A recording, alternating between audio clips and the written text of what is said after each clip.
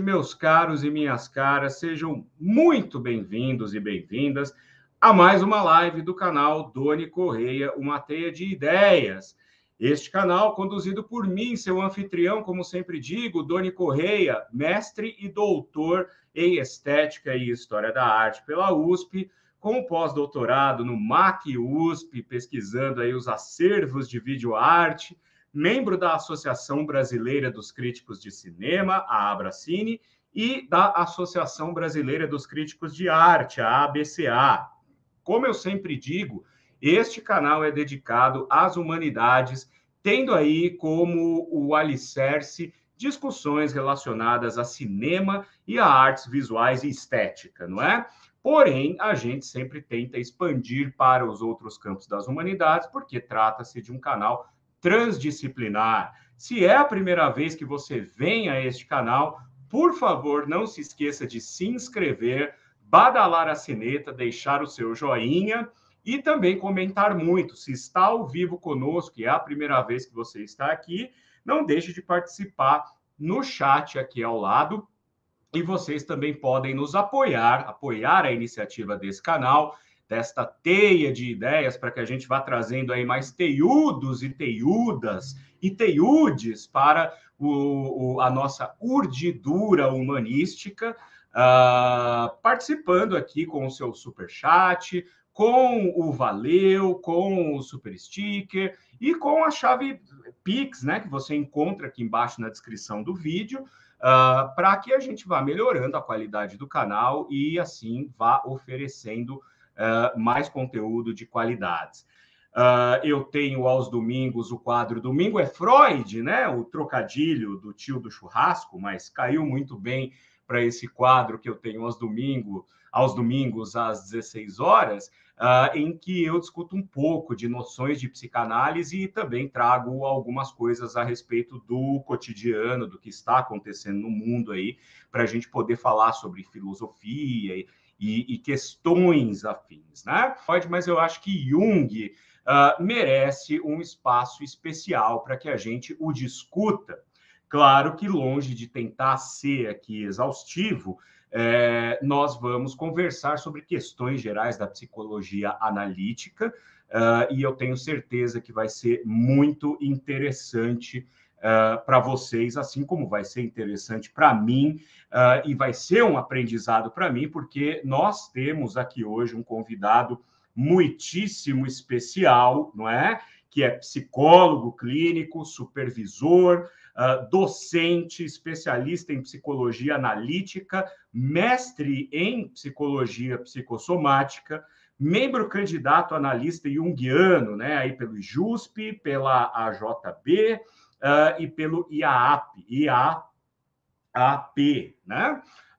É a sigla. E é docente e coordenador da pós-graduação em psicologia analítica, com ênfase em mitologia, contos de fadas e artes do Instituto Freedom, curso, aliás, no qual eu sou matriculado neste momento. Minha matrícula está trancada, que vergonha, por puro problema de agenda, mas eu já prometi a mim mesmo, já fiz um pacto comigo mesmo, que a partir do segundo semestre vou retomar essa jornada que estava sendo muito interessante até onde eu cursei. Depois assumi aulas e, enfim, né, a correria do dia a dia eu tive que interromper por um período, mas voltarei. E quero agradecer muito a presença do meu querido e também meu professor, claro, por que não, Rangel Fabretti. Seja muito bem-vindo a esta teia de ideias, Rangel.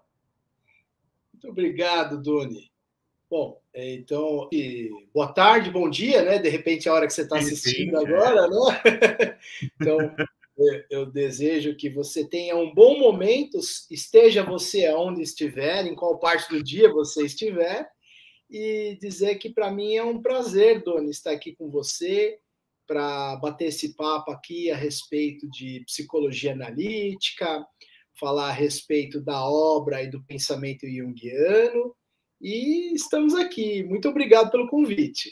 Maravilha, eu que agradeço a disponibilidade, inclusive já vou aqui mostrando a manifestação das pessoas que estão conosco. Nós temos aí Por exemplo, a Luciana Conde dizendo, aguardando meu querido professor Rangel, né? Cheio de emojis assim. Então, Rangel esperado aqui e deixou uma boa noite também para nós. Muito obrigado, Luciana. Se é a primeira vez que está aqui conosco, inscreva-se no canal, veja nosso conteúdo, certamente vai lhe agradar. Nós temos também a Lilian, que já é de casa, né? Já é daquelas que abre a geladeira sem pedir licença e está dizendo que Jung sempre chama a nossa atenção, com certeza, né? E palmas aí da Luciana, enquanto eu fazia as suas apresentações, Rangel. Então, Rangel, assim, como eu te falei, a gente vai bater um papo aqui que, longe de ser algo exaustivo, porque estamos tratando de um assunto que nunca se esgota, né? Ele não se exaure.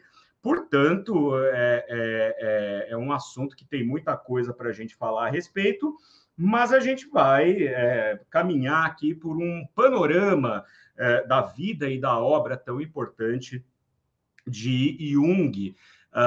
E eu começaria, né, conversando contigo e perguntando para você, porque, assim, nas suas aulas iniciais lá no Instituto Freedom, do qual você vai falar depois, que eu acho importante as pessoas que não conhecem conhecerem esse instituto, né? Na sua primeira aula, você faz uma contextualização muito bacana sobre a vida mesmo, né, do Jung, e ligando isso com a construção do conhecimento dele. Talvez Jung seja uma dessas personalidades intelectuais em que a vida e a obra caminham de mãos dadas e precisa, né, porque pelo menos eu depreendi isso daquilo que eu vi nos seus ensinamentos. Acho que a gente poderia começar essa conversa comigo pedindo para você falar um pouco sobre quem é Carl Gustav Jung e essa vida dele que foi marcada por momentos trágicos, momentos de melancolia, momentos estranhos, momentos fenomenológicos, digamos assim, que vai depois, obviamente, desaguar na própria construção da metodologia que ele criou. Então, por favor, quem foi Carl Gustav Jung e como nós chegamos aí a esse escopo do que é a psicologia analítica? Perfeito. Bom, você me traz aqui uma proposta de uma pergunta que talvez eu me alongue, talvez seja extensa e abrangente a minha fala, mas eu fico bem à vontade de você me interromper nos momentos em que você achar oportuno, tá bom? Fica tranquilo, tá? Fique à vontade também. Vamos lá. Muito bem. Então, acho que é importante a gente contextualizar o Jung enquanto época, né? Ele nasce no final do século XIX, né? Na Europa, na Suíça, em Käsfjord, em 1875. Filho de um pastor luterano, né?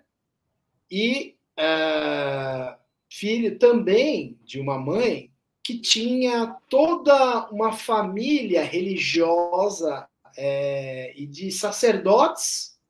Então ele tinha, ao mesmo tempo, olha que interessante, né? Se a gente for olhar para a obra do Jung e olhar para o que antecede a vida do Jung, o nascimento do Jung, a gente vai ver dois temas muito caros presentes no ambiente familiar, que é a medicina e que é a religião. Então, existiam nas duas famílias, na família do pai e na família da mãe, existiam médicos e sacerdotes. Então, era uma tradição, né, ter médicos e sacerdotes, né? Então, profissionais da área da saúde e profissionais ligados à religião, à fé, né? Porque nesse contexto aí luterano, protestante, né, é uma profissão. A pessoa, ela, quando é pastor, né, quando ele é um clérigo, ele assume uma função em tempo integral.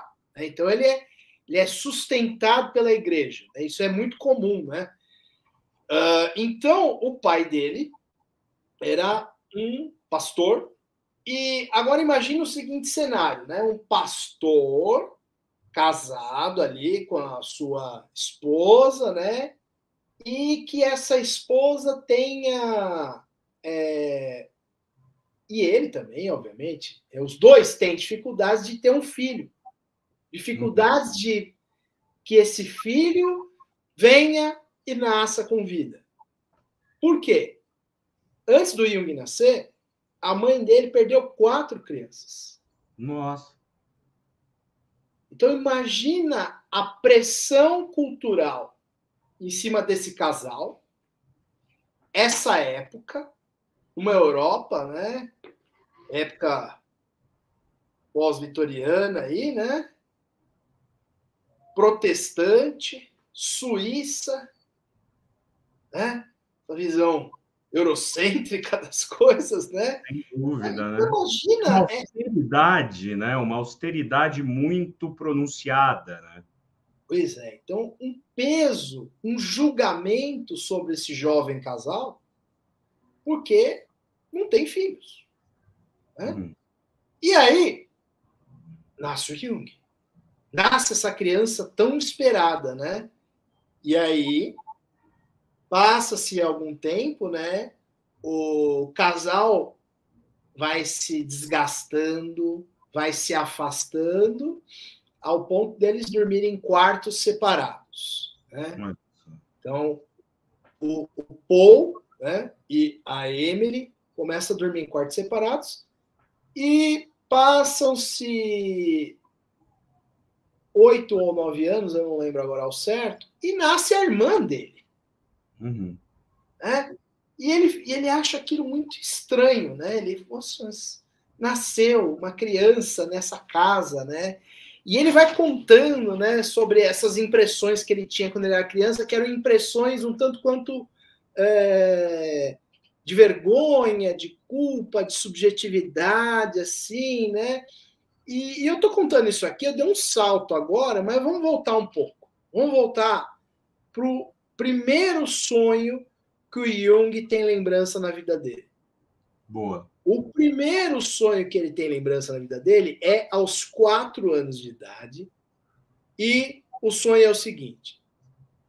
Ele está em frente à igreja aonde o papai dele ministrava os sermões dele. Né? Está em frente ali a igreja. E ele vai para de trás da igreja. E ele vê que tem uma porta, né, que vai para o subsolo. Um porão. E o que ele faz? Ele desce para o subsolo da igreja do papai dele. E ele vai caminhando e ele vê que tem um tapete vermelho estendido e que tem um trono lá no final. E quem está sentado ao trono? Uma figura fálica. Olha só. Uma figura fálica gigante. Gigante. E aí, ele olha para aquela figura e a sensação que ele tem, que ele nos conta, é que é como se a qualquer momento aquela figura pudesse vir rastejando até mim. Agora imagina você, 4 anos de idade, olhar para uma coisa dessa. Uma criatura, né? Quer dizer, uma criatura, sei lá, né? De outro mundo. Hoje a gente falaria em algo como um alien, né? O alien do filme Alien, o Oitavo Passageiro, que é fálico, né? Uma criatura extraterrestre, por exemplo. Mas não tem olho, né? Pois é. E aí, ele ouve uma voz feminina, que ele associa com a voz da mãe dele depois, que diz o seguinte: esse é o devorador de homens. Olha só. 4 anos de idade você tem um sonho desse. E lembrar disso muitos anos depois, né? E ele conta que ele ficou com muito medo de dormir depois, nos dias seguintes, com medo de sonhar com algo parecido novamente, né? Ou pior, né? Vai saber, né? Vai ter mais um nível abaixo, ele não sabe, né? Exatamente. Então, essas coisas, elas são um tanto quanto intrigantes, né? Porque 4 anos de idade, você tem um sonho desse, né? E aí, ele nos conta que ele ficou anos elaborando esse sonho. E ele fala que depois ele vai estudar mitologia, e quando ele começa a estudar mitologia, ele vê que é uma figura de um deus ictifálico, né? Então, ele faz associação com Shiva, né? Com os lingas que tem, né? No hinduísmo, ele faz associação com as ermas, né? De Hermes, né? Então, ele faz essa associação também.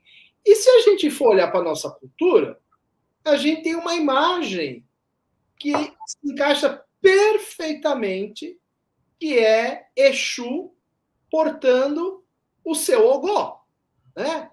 Para quem não está familiarizado, bota aí, dá um Google, ogó de Exu. Você vai ver o que vai ter essa vai ter essa imagem aí. Vai ter essa imagem aí, que é um pênis ereto. Que é o que é isso? É a fecundidade do inconsciente. É o aspecto da vida. Né? Então, a vida, né? A questão simbólica, quando ela vem, a gente pode ficar assustado, né, do jeito que vem. Sim. Pode ficar constrangido, né? Mas tem algo profundo ali, tem uma sabedoria ali, que se a gente parar e prestar atenção, a gente vai entender que tem um conteúdo se apresentando ali, né? E que coisa terrível, né? Você ter essa apresentação aos 4 anos de idade aí, né? Pois é, sem dúvida. Eu suponho que é a partir daí que, mais adiante, né, já na maturidade dele, ele vai pensar na filogenia do inconsciente, né? Não é? Por exemplo, sim, porque já que a gente pode transferir essa imagem a várias culturas e à ancestralidade, então talvez ele tenha tido uma primeira manifestação desse componente que é passado de geração a geração pela própria natureza do homem, pelo ser humano, né? Não é? Justamente. Então, você vê que aqui a gente falou de algumas culturas distintas, de âmbitos distintos, geograficamente falando, e com a mesma expressão, né? Imagética, simbólica, e o Jung tem essa experiência aí, aos 4 anos de idade, esse sonho, né? E aí a gente pode pensar também, né, nesse lado que existe no sagrado, que não é um lado bonito, que não é um lado bonitinho, agradável, de bondade, tal como casto, né? Que muitas vezes a cultura patriarcal machista quer pintar, né? Sim, sem dúvida. Então, é muito importante a gente olhar, né? Porque o Jung ele vai falar do princípio da totalidade, a totalidade da psique. Então, totalidade não tem compromisso com perfeição, com ser bonzinho, com ser bonitinho, com ser esteticamente aprazível, adequado dentro das normas da cultura. Não tem nada orgânico. disso. É o que é. Tal como se apresenta. E a gente tem uma dificuldade enorme de lidar com as coisas tal como elas são. A gente quer sempre dar uma ajustada, né? Ter uma postura, às vezes, higienista, né? Até dentro da psicologia, né? A gente vê coisas por aí que fala, meu Deus, não dá. Não dá. Ele é contemporâneo de ideias, inclusive, ele é contemporâneo da frenologia, ele é contemporâneo de Lombroso, né?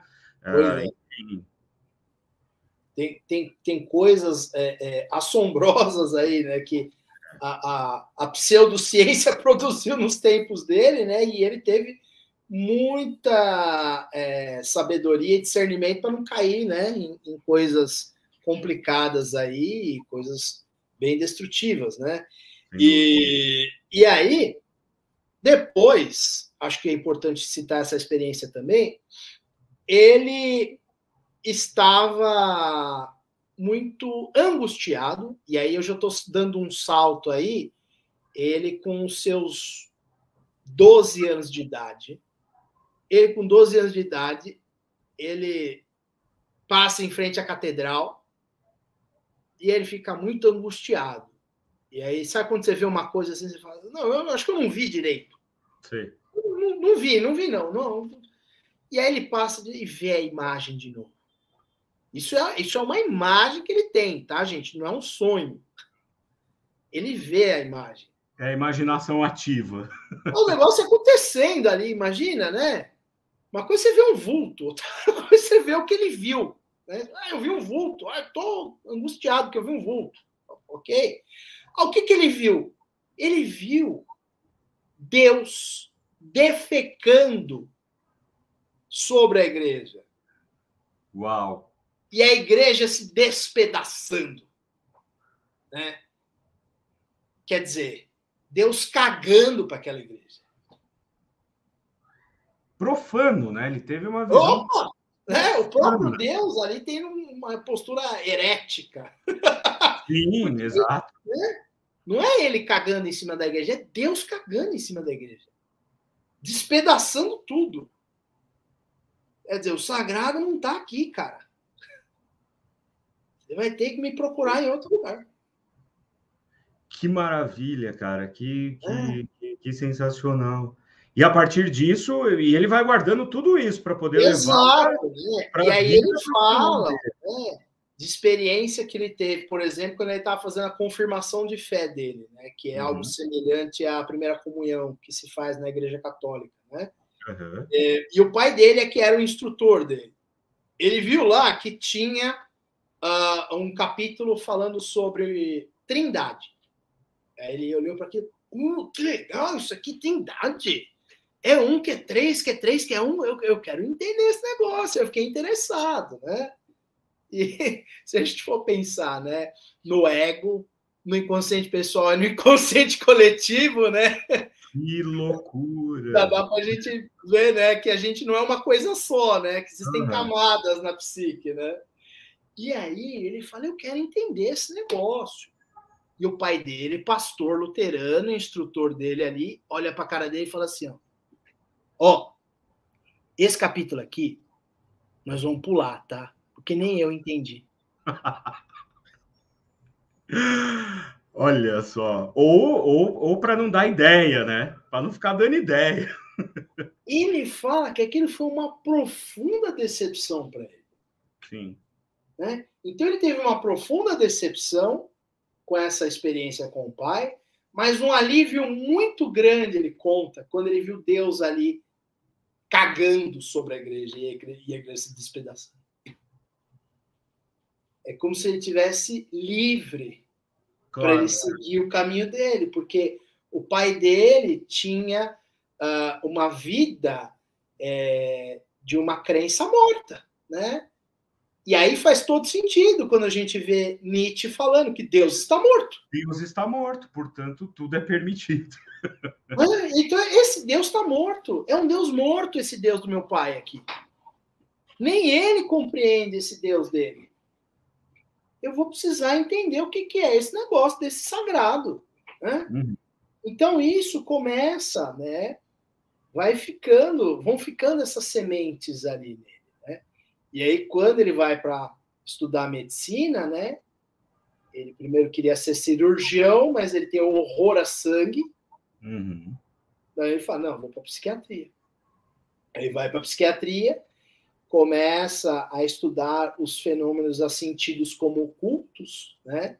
Nas mesas giratórias espíritas.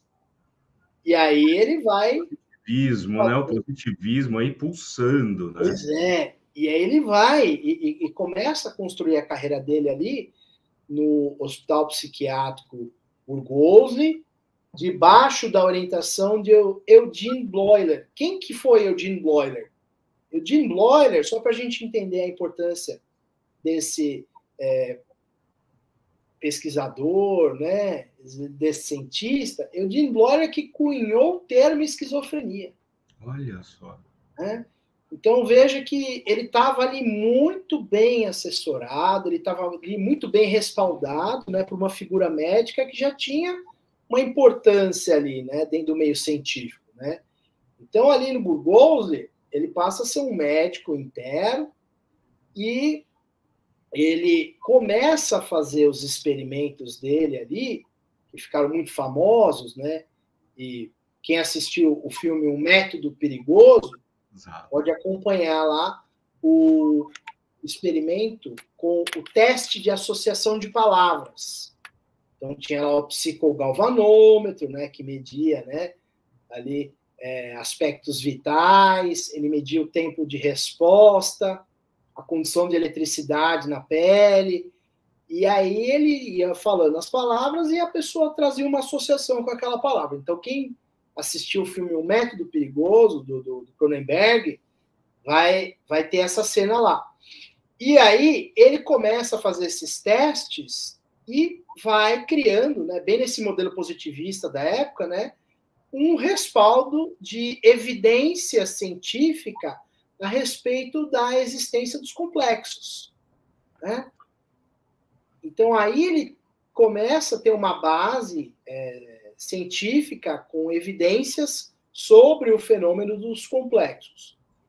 E isso é 1902. Tá. Então, muito antes dele conhecer o Freud. Então, Jung se torna um pensador e um cientista renomado antes mesmo de conhecer Freud. Então, o conceito de complexo é cunhado pelo Jung. Olha que coisa. Não é um conceito... Fui enganado a vida inteira. Me enganaram a vida toda. Eu acho que não te contaram essa parte da história. Pois é. Eu estou brincando, mas é porque me interessa muito saber exatamente como começa essa relação e como ela cinde depois, né? Pois é. Então, aí a gente tá fazendo, né, essa avaliação, né, e esse salto histórico aí, e a gente percebe que o Jung já era um pensador por si próprio quando ele conhece o Freud. Uhum. Ele estava lá rodando ali, né? Em 1895 foi lançada a Interpretação dos Sonhos, aí em 1900 é relançado, né? Exato. E aí estava rodando lá, falou assim, ó, leia, é importante ler o que este homem tem a dizer e tal. Ele lê a primeira vez, não entende nada. Depois ele lê a segunda vez e acha muito interessante ali e decide começar a se corresponder com Freud. Então, ele começa a se corresponder em 1906, né? E aí, em 1907, é que tem o primeiro encontro pessoal entre os dois, né? Ah, olha só. E aí, nesse primeiro encontro que eles tiveram, eles conversaram por 13 horas seguidas, pensa. Que maravilha. Que coisa, né? Que encontro que teve entre esses dois. A gente querendo ter uma mosquinha, né? Pra só pra ouvir 13, não, só ouvir 10 minutos já tá bom, já. 10 minutos já pronto, valeu por uma vida. Não é? Com certeza, né? E aí começa a colaboração entre os dois pensadores, que é diferente da leitura que nos é apresentada, Doni, um tanto quanto freudocêntrica. Freudocêntrica. Temos aqui... Exato. Perfeito. Exato. Porque tem um aspecto que o Freud via no Jung de utilidade, né? Assim, de negócios, né? Pensando assim, né? Política. Uhum. Infelizmente, o antissemitismo ele já era muito presente na Europa, né? O que acaba acontecendo na Alemanha nazista foi o estopim maior da coisa, né? Mas já tinha um antissemitismo muito forte. E o Freud, sendo alguém judeu, ele sofria preconceito. Sim. Infelizmente. E aí, você tendo alguém que é branco e protestante, também aqui inserido dentro do meio psicanalítico, é alguém que vai poder levar o meu pensamento, vai poder levar a teoria psicanalítica para além dos muros semitas, né? Então, claro. O Jung era uma figura muito cara, importante para o Freud, para que a psicanálise tivesse um respaldo e um prestígio para além daquilo que era o círculo, né? Daqueles que eram os judeus, né? Então, o Jung vem como sendo um grande colaborador da psicanálise para o Freud, né? O Jung traz propostas a respeito da questão da energia sexual, da questão da libido, e aí começam os grandes conflitos entre os dois pensadores, né? Por quê? O Jung, ele tinha uma experiência vasta com pacientes psiquiátricos, né? Do campo da esquizofrenia, da psicose. E ele via que a questão da sexualidade não é uma coisa assim que era tão... Sine qua non, né? Condição sine qua non para você apreciar um caso clínico. Entende? Então ele falava, Freud, será que não é importante a gente rever, repensar a questão da libido, né? E o Freud, né, tinha uma relação ali de autoridade, de figura paterna, que se colocava assim. Obviamente também tinha o complexo paterno do Jung, né, que virava uma relação ali, né, simbolicamente falando. Ficava ali o pai e o filho, né? Então, começa a ter essa... essa divisão aí, né? Começa a ter... estamos aqui discordando, né? Você está falando que a libido é igual à energia sexual. Nesse ponto aí, não tinha ainda a questão das pulsões, né? Tinha ainda a pulsão de vida, a pulsão de morte, que depois que ele vai trabalhar isso. O Freud é até bem posterior, né? Isso, exato. Mas nessa época não. Nessa época era a teoria do Eros, né? E aí, a questão da primazia do objeto, né? Tanto é que com a questão da psicose, ele é obrigado a rever isso. E aí é que vem a questão do narcisismo, né? Que é a proposta do Jung. Olha que interessante. E é a libido, né? Se voltando para a interioridade, né? No narcisismo, né? Então não vai para o objeto. Porque alguém que tem algum transtorno, né?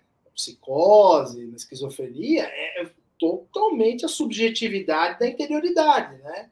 O mundo aqui fora não é tão importante assim, né? Perde-se essa primazia do objeto, e aí a tópica, né, da sexualidade ali do Eros não conversa, né, com o fenômeno.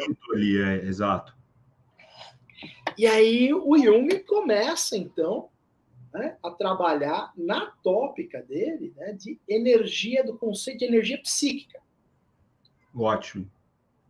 Ou energia libidinal. E ele, em 1912, ele lança a primeira parte do livro Símbolos da Transformação. E Símbolos da Transformação é que marca o rompimento da parceria entre esses dois pensadores. Por quê? O Jung vai trazer o conceito de energia psíquica como uma abstração para falar dos opostos na psique. E isso se manifesta através do quê? Através da expressão simbólica.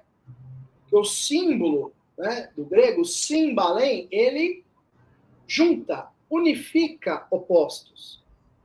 Consciente, em parte consciente, mas ainda com o pé lá no inconsciente.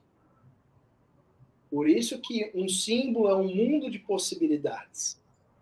É um mundo de significados, porque ainda há um mistério presente nele, né?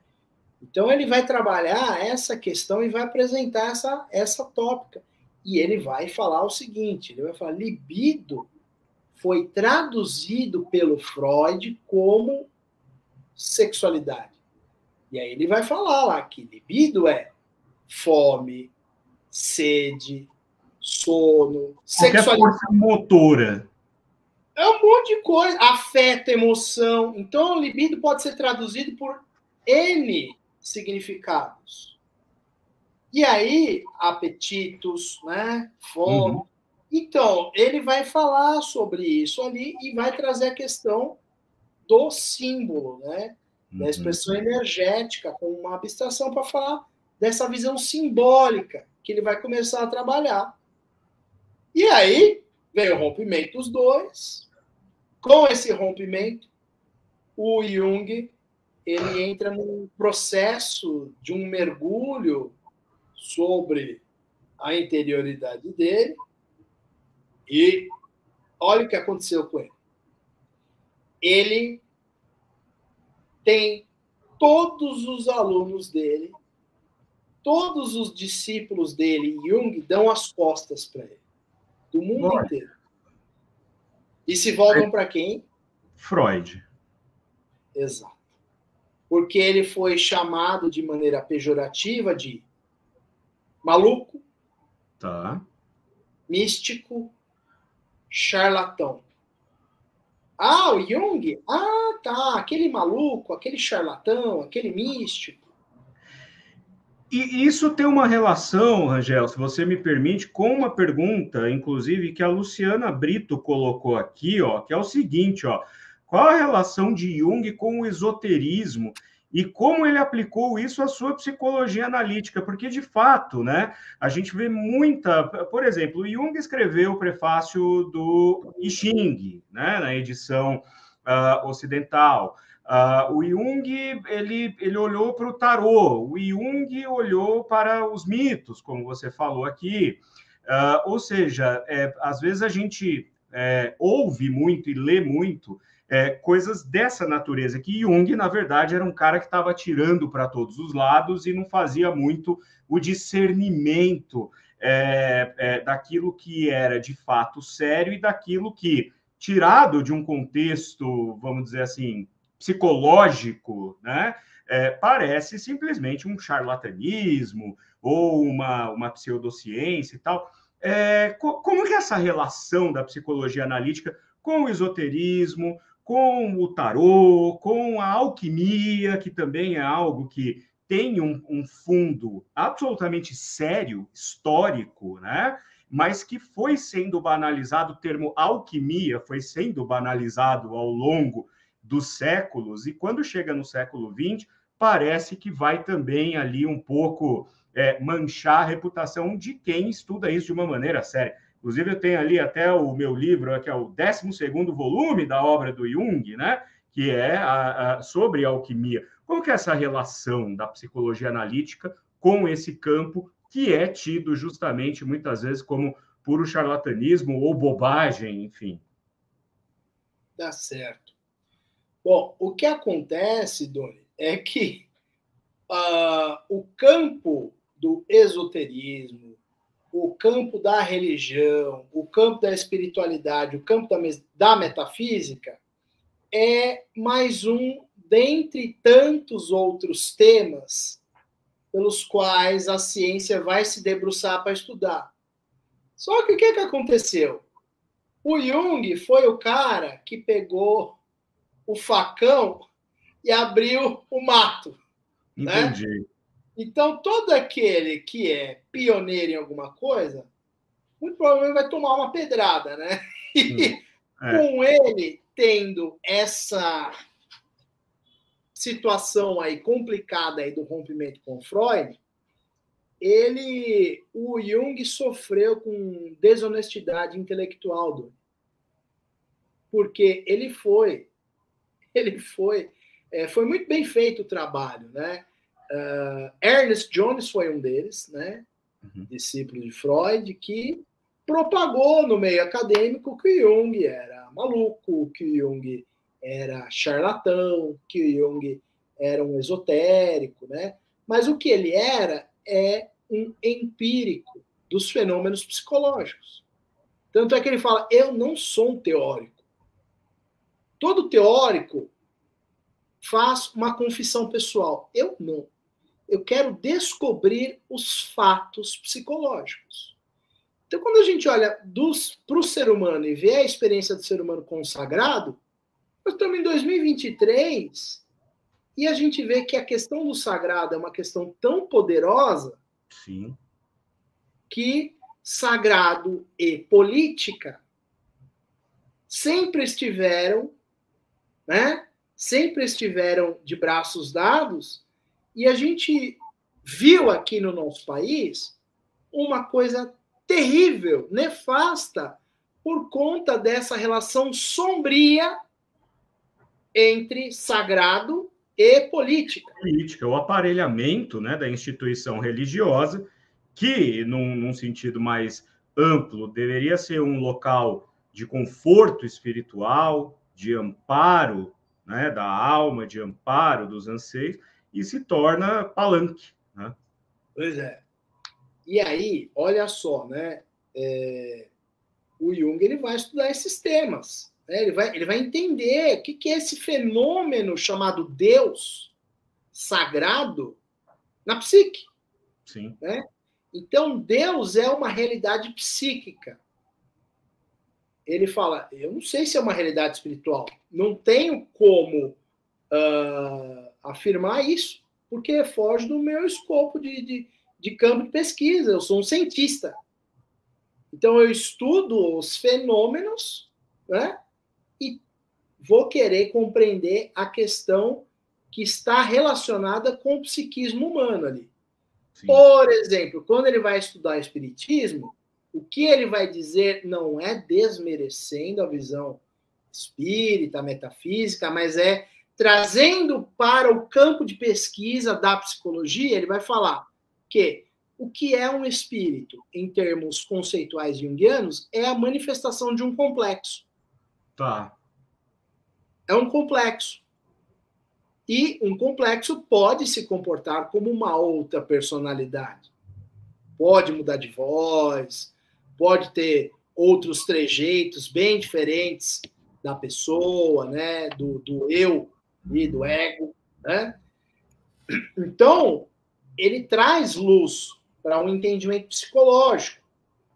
E é tão interessante isso, porque quando a gente vê essa manifestação do fenômeno nas religiões de matriz afro-brasileira aqui no nosso país, é muito interessante, porque a gente vê a questão da pessoa que vai até um terreiro para trabalhar a sua mediunidade, né? E aí vai falar ali para a pessoa, vai falar assim, por exemplo, olha, eu fui tomada, né? Eu estava ali em algum lugar, né?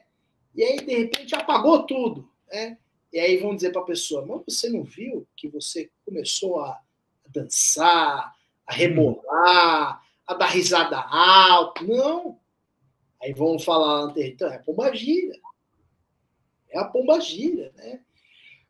E, simbolicamente, o que é a pombagira? A pombagira é a manifestação do empoderamento feminino, que é reprimido nessa sociedade patriarcal que a gente vive. Sem dúvida. Né?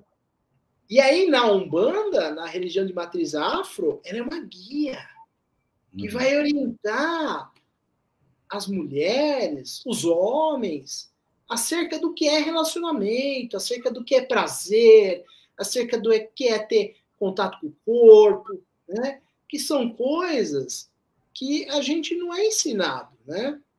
Então, o Jung, vamos supor que ele conhecesse a Umbanda, muito provavelmente ele ia querer estudar tudo isso aí, entender a relação de alguém que é tomado pela pombagira. Por que está sendo tomado pela pombagira? Como é que está a relação dessa pessoa com a sexualidade? Como é que está a relação dela com a autoestima dela?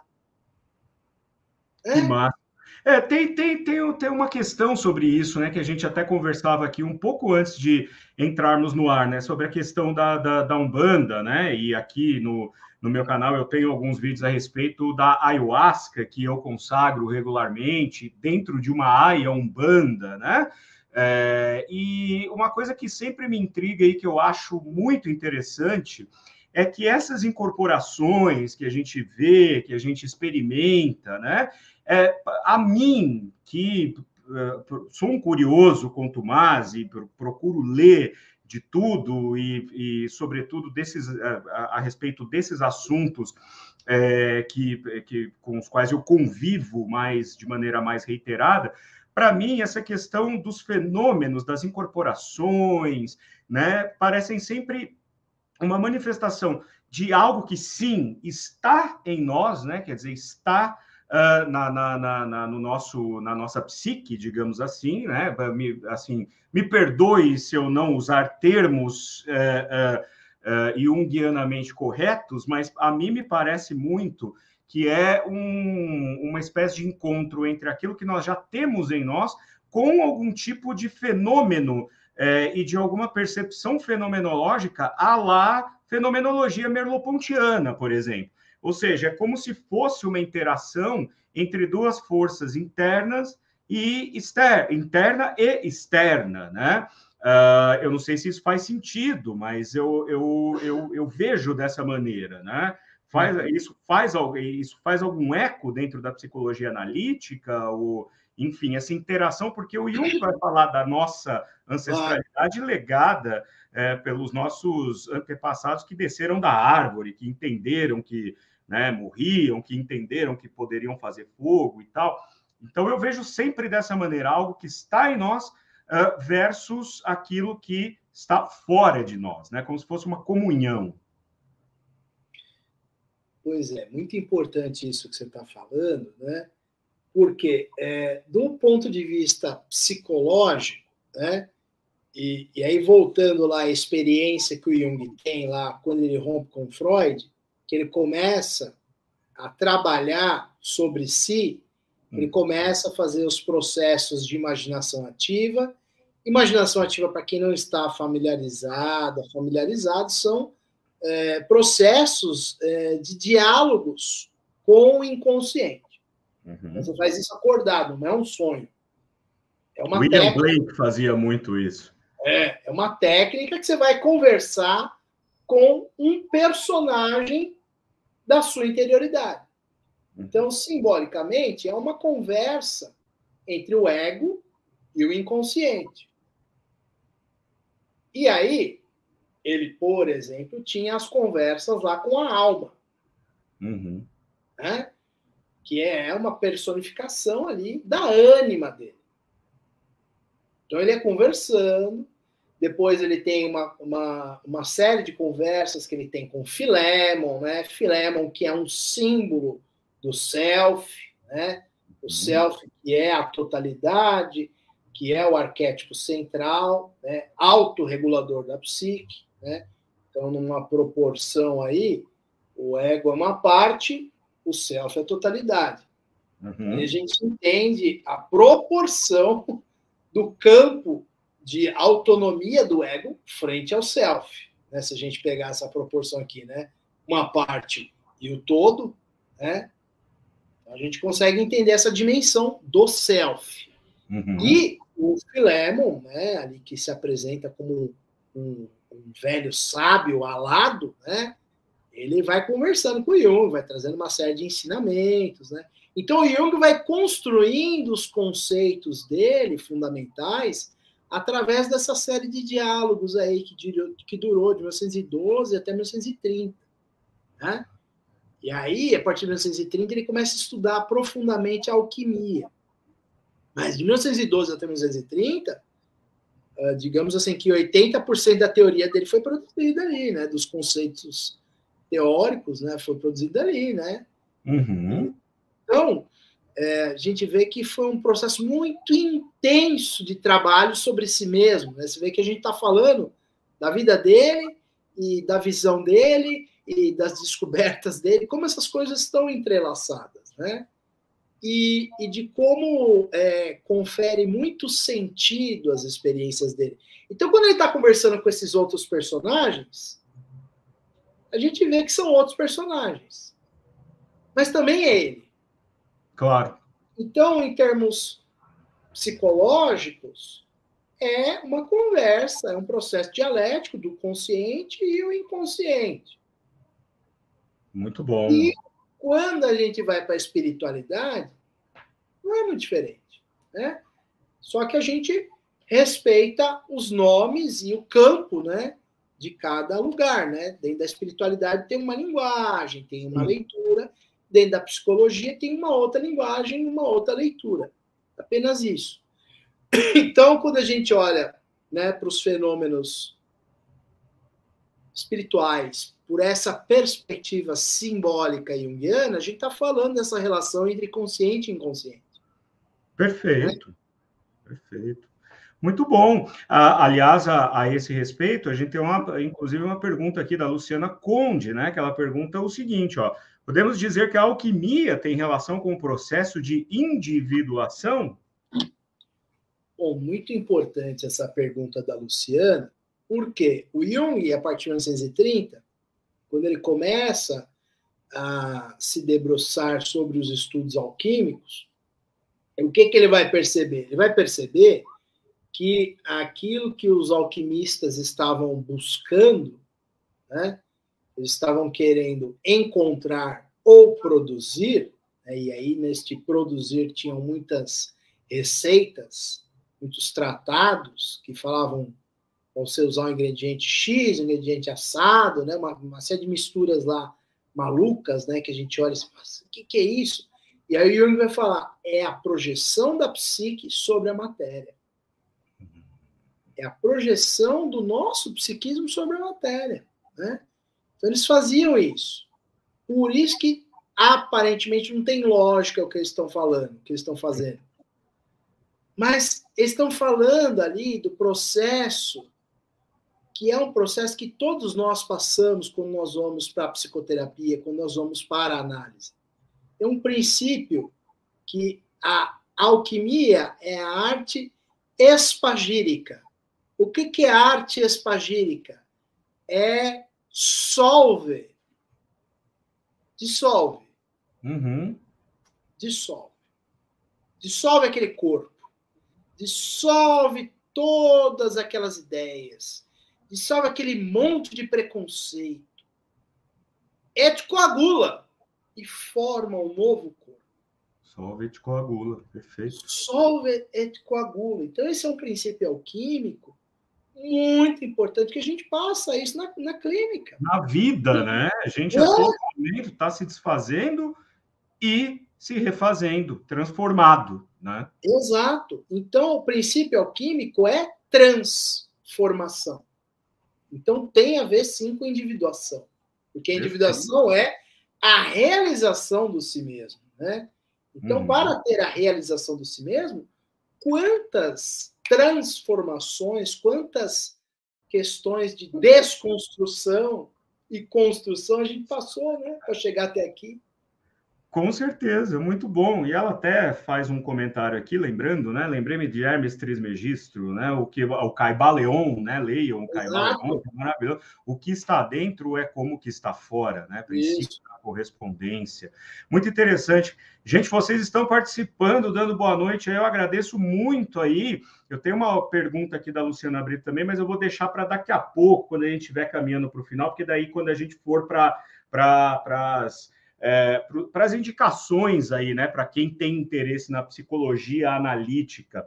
Agora, antes disso, eu queria colocar aqui uma curiosidade minha, e que acho que também é importante quando a gente fala da clínica. Você falou agora há pouco, né? Na clínica a gente trabalha com isso, esse solve et coagula. Na clínica freudiana, psicanalítica, a gente mais ou menos tem uma noção de como as coisas funcionam, mesmo aqueles que não fazem terapia ou que ainda não iniciaram um processo, que é você levar uma angústia, o psicanalista vai pedir para que você desenvolva aquilo em palavras, eventualmente ele vai fazer ali as considerações, as intervenções, de maneira que, por meio da fala, você vá trabalhando com as associações e vá construindo, então, aí, de uma maneira palpável, do ponto de vista da palavra, o trajeto das suas mazelas ou das suas angústias.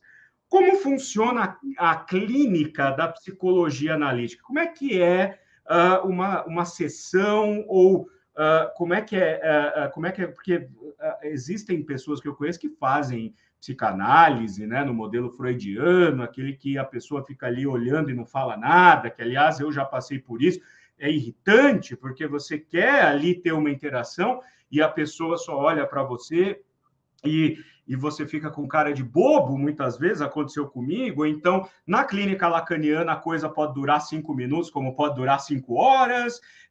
Como que é a clínica junguiana? Como é que funciona? Porque aí a gente passa por aspectos que tem a ver com a arte, que tem a ver com a expressão criativa. Como que é um setting junguiano? Bom, primeiro de tudo, acho que você trouxe marcadores importantes. Aí acho que é importante a gente trazer. O Jung tem um método, né? Que às vezes tem gente que fala, Jung não tem método. Tem sim. O método junguiano é um método que, em primeiro lugar, é um método dialético, com 2 interlocutores. 2. O analista também tem algo a ser dito, e isto que o analista tem algo a ser dito é importante, porque aquilo que eu falo é importante para o outro importa para ele, e aquilo vai criar uma faísca ali dentro dele. Né? Então, esse método dialético do Jung ele é muito baseado na maiêutica socrática. É a técnica da parteira. Vamos trazer a luz. Né? Então, não tem essa coisa de dar conselho, essa perspectiva muito... Vamos tratar os sintomas, você vai ficar bem. Não. Vamos entender o que é que está acontecendo. Né? Primeiro que para o Jung não tem uma visão causal, ele tem uma visão finalista das coisas. Então, para ele, o sintoma está a serviço da totalidade. O que o seu sintoma quer dizer para você? Porque você veio aqui por causa do seu sintoma. Se você não tivesse sintoma, você não estava aqui. Grosso modo, eu sofro de insônia. A insônia tem uma razão de estar existindo ali naquele momento. Então, porque aí, uma hora vai passar a sua insônia. E aí? Você vai embora, será? Eu aposto que não. Sim, porque da insônia a gente caminha para outras questões, né? Como justamente. Um grande novelo, né? Então, é um método dialético e é um método sintético construtivo, porque ele não quer depurar as coisas até chegar à causa. Ele quer olhar para a coisa finalista, é o para quê, não é o porquê. É o devir. Onde está me levando isso? Para onde quer me levar isso? Qual é o meu caminho? Então, ele vê na neurose algo como uma tentativa de cura. Então, essa é a visão do Jung, é uma visão que tem uma visão de totalidade das coisas. Né? Então, é um tipo de clínica que tem esse aspecto de olhar para as questões, né? Vamos olhar para o inconsciente, vamos olhar para os complexos, mas também tem o inconsciente coletivo. E aí a gente precisa de uma outra live para falar sobre isso. Que a gente vai falar dos aspectos. O convite eu já faço aqui ao vivo, para depois a gente expandir isso, porque precisaremos, com certeza. O assunto é vasto, né, e instigante. Que aí nós vamos falar dos aspectos curativos e transformadores da psique, né? Sim, perfeito. E aí, Rangel, para a gente, infelizmente, eu sempre digo isso, o papo, quando tá bom, ele passa que a gente nem vê, né? A coisa acaba passando muito rapidamente. Eu queria, primeiro de tudo, aqui, aqueles que não conhecem a psicologia analítica, aqueles que têm curiosidade de conhecer Jung a fundo, eu vou pegar como carona uma pergunta aqui da Luciana Brito, que diz o seguinte, ó, não, peraí, que não foi esse. Sim, como nasceu o projeto de O Homem e Seus Símbolos, e é uma boa introdução para Jung, aquele que não sabe nada sobre Jung, que está começando, tem esse livro aqui, inclusive, está sempre em cima da minha mesa, porque eu uso como referência, usei no meu mestrado, usei no doutorado e uso para fazer estudos de arte, de literatura, né, de cinema, enfim. É um projeto já do fim da vida do Jung, né? Que ele reuniu algumas pessoas para organizar capítulos. E é uma boa introdução a ele? Sim, é uma excelente introdução, viu, Doni e Luciana? É uma ótima introdução, sim. A gente, tanto que eu sempre indico, para quem não sabe nada de Jung, começar pelo Homem e Seus Símbolos, porque foi justamente construída essa literatura, né? Esta obra ela foi construída para introduzir as pessoas leigas no pensamento do Jung. Tanto é que a prova de fogo foi a seguinte: teve um jornalista, e aí o Jung pegou, ficou ali sendo, né, assediado, convidado, seduzido ali pelo jornalista para poder escrever esse livro, né, como uma forma de grande introdução ao pensamento dele, mas para um público leigo, né? Uhum. Aí o Jung falou, tá bom, vou escrever esse negócio. Aí ele escreve lá alguma coisa, dá para esse jornalista ler, e aí o jornalista vem todo feliz para ele, né? O Jung fala, então, e aí, você leu? Li. E aí? Eu entendi tudo. Aí o Jung fala, então tá bom, se você entendeu, então foi a prova de fogo. Que eu escrevi justamente para o leigo, aquele que está começando na coisa toda. Ele ficou tão feliz, né? E o Jung, então tá bom, se você entendeu, então tá ótimo. Tá tudo certinho, né? Leigo do leigo mesmo. Então tá ótimo. Então eu estou no caminho certo. E aí cria-se esse projeto. E foi pensado dessa maneira, para ser justamente o beabá da coisa. Né? Ah, que bacana. A Nívia, né? Nossa assídua também, ó, comprei a semana passada O Homem e Seus Símbolos, tá vendo? É uma sincronicidade ou é uma coincidência isso, Rangel? Olha, só a Nívia pode nos dizer, Doni, se for coincidência significativa para ela, é uma sincronicidade. Ah, olha só, que bacana. Cara, eu ficaria aqui por horas conversando contigo. A Luciana também, a Luciana Conde está dizendo, surgir uma série de aulas será melhor que a Netflix. Por falar numa série de aulas, vamos aproveitar o nosso encerramento aqui para você fazer, né, o jabá, né? Eu quero saber do Instituto Freedom, que no começo eu disse que sou um aluno, ainda que um aluno que me coloquei na geladeira momentaneamente por questões de agenda, mas quero me descongelar. Fala um pouco para a gente, como eu apresentei no começo, você é coordenador de cursos e professor lá também. Conta para a gente desse instituto, desse projeto. Fique à vontade. Eu vou até colocar o site aqui e depois quem vai assistir vai estar aqui embaixo na descrição do vídeo o link para vocês irem até lá conhecerem o cardápio de cursos. Por favor. Maravilha. Bom, então, o Instituto Freedom é um instituto que tem cursos voltados para o campo da psicologia junguiana, né? E nós temos cursos livres e temos também cursos de pós-graduação. Então, se você, de qualquer parte do Brasil ou do exterior, quiser fazer os nossos cursos, você pode fazer, porque eles são em formato híbrido. Então, você pode vir aqui, estudar aqui pessoalmente, ou pode fazer os nossos cursos de forma online, não tem problema. Então, após que o Doni é estudante, é a pós EAD, que é a pós em psicologia analítica, com ênfase em mitos, contos e artes.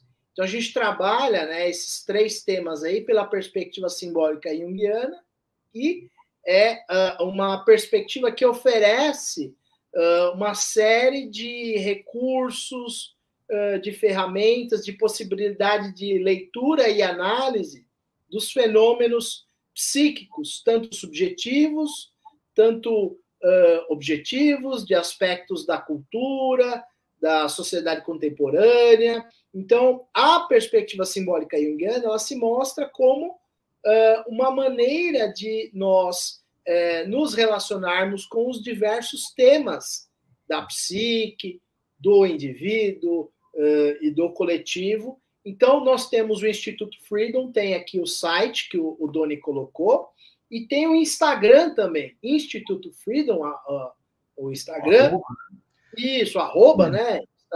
Instituto Freedom. Tem também o meu perfil no Instagram, que é Rangel Fabretti, psicólogo, tudo junto, né? Minúsculo, vai estar tudo Fabretti. Embaixo aqui para vocês. Isso. Depois, assim que acabar a live, eu já coloco aqui para vocês poderem ter o contato. Isso. Então, eu estou sempre lá postando no meu perfil temas e posts relacionados com psicologia, com Jung, com questões contemporâneas, né? Então, tá feito aqui o convite para você. Nós vamos abrir uma turma desse curso agora que o Doni faz parte. Dia 19 de setembro vai abrir a nova turma, né? Então, quem tiver interessado... Está aqui a Niva, inclusive, falando, pretende estudar arte-terapia em 2024 ou 2025, por isso estou me informando sobre esses assuntos. Uma das opções é o Instituto Freedom. Conversei com o atendimento do Instituto ontem, olha aí. Exato. Então, tem o nosso curso também, a nossa pós-graduação em arte-terapia, que é uma outra especialização, né? Então, tem essas especializações no Freedom, né? Maravilha. E a Luciana, que está aqui. Que é nossa estudante, né? Já está aqui. Daqui a pouco você volta, Luciana. Daqui a pouco o Doni volta também. Daqui a pouco eu volto também, exatamente. Muito bem, meu caro Rangel. Muitíssimo obrigado pela sua presença. Eu acho que foi muito enriquecedor para quem acompanhou aqui com a gente ao vivo. E, obviamente, que vai ficar aqui gravado. Eu vou me despedir do meu convidado nos bastidores. Mas aqui, diante de vocês, eu agradeço muito a sua disponibilidade novamente, a forma como você expõe, o ótimo professor que você é, pela maneira como você deixa o assunto complexo, muito instigante, muito atraente para a gente que está, né, na condição de aluno aqui te ouvindo, né? E vou aproveitar, inclusive, aqui para que vocês sigam, né, o conselho aqui do nosso querido Beto Silva, que está sempre com a gente, né, que falou agora há pouco, dedo no gostei e compartilhem essa live, né, para que a gente, assim, possa chegar a mais curiosos, curiosas, como eu falei, teiudes e teiudas do meu Brasil e teiudes univos, né, para que a gente faça desta teia de ideias uma teia cada vez maior. Como eu falei, eu vou me despedir do Rangel nos bastidores, mas agradeço novamente a presença de vocês, agradeço a TV 247 pela retransmissão do meu trabalho em sua grade. Se você está assistindo a esta conversa na condição de vídeo gravado na TV 247, não esqueça de vir ao canal Doni Correia, uma teia de ideias, para se inscrever, comentar, compartilhar e divulgar o nosso trabalho aí para que a gente vá levando a boa palavra, né? O conhecimento em tempos obscuros que a gente supera justamente com conversas como essa que a gente teve hoje. Muitíssimo obrigado a vocês e muitíssimo obrigado, Rangel. Até a próxima. Tchau, tchau. Obrigado, gente. Tchau, tudo de bom. Obrigado, viu?